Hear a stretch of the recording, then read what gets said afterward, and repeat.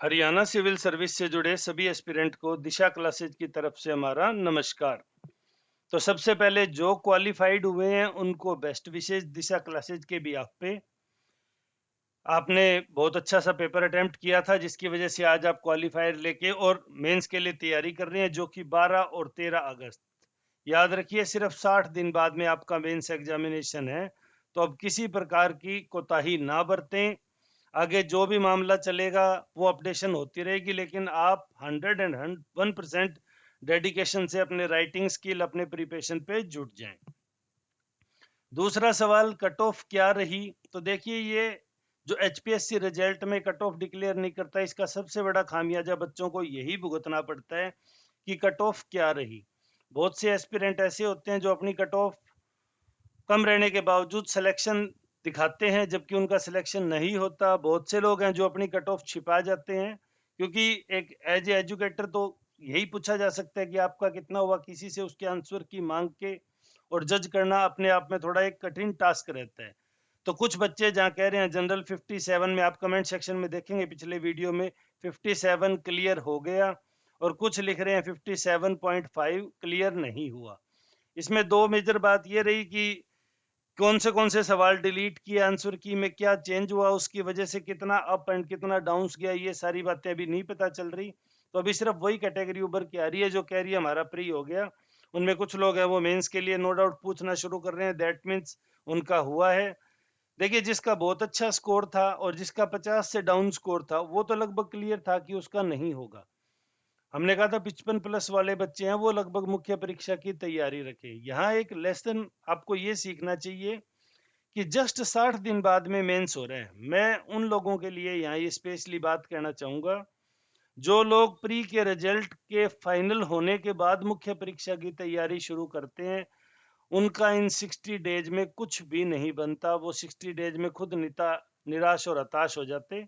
तो इसलिए आपके पास सुनहरा मौका है, नेक्स्ट जो एचसीएस आ रही है आप उसके लिए मेंस की आंसर राइटिंग अभी से कीजिए जो क्वालिफाइड नहीं हुए, ताकि 4 5 6 महीने बाद में जब आप इस एग्जाम के लिए दोबारा से फुल से रिदम में आएंगे तो तब तक आपकी अच्छी खासी तकरीबन 200 से 400 आपने दिन आंसर राइटिंग की प्रैक्टिस कर ली हो, ताकि प्री क्वालिफाई होते ही फिर आप अपने जो मटेरियल, अपने कंटेंट, अपने आंसर की पॉलिश शुरू करके और फाइनल्स बेटर आंसर लिख के फाइनली सेलेक्ट हो सकें।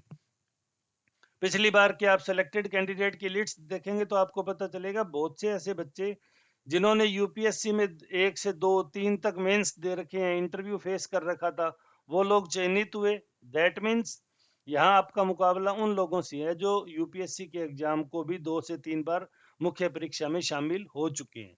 तो उनसे आपको मुकाबला करने के लिए कम से कम आपको आंसर राइटिंग बहुत बेहतर होनी चाहिए। फिर जो अगला सवाल आ रहा है, एक तो पहला सवाल आ रहा है क्या मामला कोर्ट में जाएगा? तो देखिए, जो जिनको जस्टिस नहीं मिला, जो निराश हैं, ये उनका अधिकार है, वो कोर्ट में जाएंगे। लेकिन माननीय न्यायालय इसमें क्या करता है, क्या ये कोई जन आंदोलन बनेगा या कोई राजनीतिक आंदोलन बनेगा, वो तो समय बताएगा। लेकिन बच्चे कोर्ट में डेफिनेटली जा रहे हैं, उनके लिए वो जुड़ भी रहे हैं आपस में, तो वो उनका एक अलग कंसर्ट है। हमारी उनको भी बेस्ट विशेज है, क्योंकि देखिए न्याय हर एक व्यक्ति का पाना अधिकार है जो सेटिस्फाई नहीं है। क्योंकि देखो, एचपीएससी जब तक कट ऑफ नहीं बताएगी आपको, आपके मार्क्स नहीं बताएगी, तब तक ये दिक्कत रहेगी।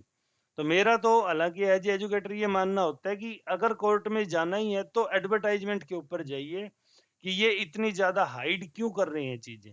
तो उसमें जनरली बच्चे, क्योंकि वो सबको तजुर्बा हो चुका है आजकल पीएससी और कोर्ट के मामलों में क्या रहता है, तो पीएससी को अधिकार दे देते हैं कि वो चाहे जैसे एग्जाम ले। लेकिन ये गोपनीयता है, ये अगर अच्छा एडवोकेट करके किया जाए तो इसे इजीली क्रैक किया जा सकता है, ताकि पता चले भाई पिछली बार कितना गया। अब यहाँ देखिए सबसे बड़ी स्थिति, मान लो ऑफिशियल कट ऑफ से मेरे 59 बन रहे थे लेकिन मेरा नहीं हुआ, तो दैट मीन्स जो रिवाइज आंसर किया उसकी वजह से मेरे 56 हुए होंगे, अगर 57 कट ऑफ गई है उदाहरण के लिए। तो लेकिन कितने मेरे मार्क्स है ये मेरा जानना अधिकार होता है। लेकिन यहाँ हरियाणा पब्लिक सर्विस कमीशन इस मामले में गोपनीयता रखती है, वो किसी को कुछ नहीं बताती। तो ये उनका एक वर्किंग स्टाइल हो गया, पता नहीं क्यों उन्होंने इसको एक्वायर किया। जबकि 2021 का जो पहला परिणाम रोक रद्द हुआ था उसकी उन्होंने इवन अच्छी तरह से कट ऑफ भी डिक्लेयर की थी, हालांकि उसमें तो अधिकारी भ्रष्ट पकड़े गए। अब तो कोई पकड़ा नहीं गया, इसका मतलब नहीं पकड़ा गया, दैट मीन्स कोई भ्रष्टाचार हुआ ही नहीं है। फिर जो बच्चों का सवाल आ रहा है कि सर नेक्स्ट वैकेंसी कब आएगी, तो नेक्स्ट वैकेंसी डेफिनेटली आएगी 2023 के नाम से, दीपावली से लेके दिसंबर के बीच, इसके बीच में ये इंटरव्यू कंप्लीट होते ही न्यू वैकेंसी अनाउंस होगी, और वो जितनी भी पोस्ट की होती है 60 से लेके 100 पोस्ट की, उसका एग्जामिनेशन है वो 2024 में अच्छे से करवाया जाएगा। तो आप निराश ना हो, ये एक चरण है सिर्फ जिसमें आप क्वालिफाई नहीं कर पाते तो आप डेफिनेटली मुख्य परीक्षा की तैयारी कर रहे होते हो, तो अपने को निराशा में नहीं रखना, क्या मैं सर इस भर्ती के लायक भी हूँ क्या, ऐसा नहीं सोचना। जो लोग सेलेक्ट हो रहे हैं वो आपसे थोड़ा बहुत प्लस माइनस है, कोई बहुत ज्यादा गैप नहीं है, लेकिन उन्होंने चाहे तो उनको पारिवारिक संबल मिल रहा होगा, चाहे उन्होंने अपना हौसला बना रखा होगा, इस वजह से वो लोग थोड़ा सा अच्छे से फाइट कर पा रहे हैं। बिल्कुल भी निराश ना हो, मेरा आपसे निवेदन है, आप तैयारी में जुटे रहें। 8302800006 पे हमने ग्रुप बना ही लिया है, जहां आप अपना नेम, एड्रेस और अपना HCS का सब्जेक्ट लिख के हमें बता सकते हैं, ताकि हम आपको उस ग्रुप में जोड़ दें और कोई भी इंफॉर्मेशन, नोट्स कुछ भी हो वो आपके साथ शेयर कर सकें। तो प्लीज निराश ना हो, नए सिरे से नई ऊर्जा से पुनः तैयारी में जुट जाएं। वीडियो में अंत तक जुड़े रहने के लिए धन्यवाद। आपका दिन शुभ हो।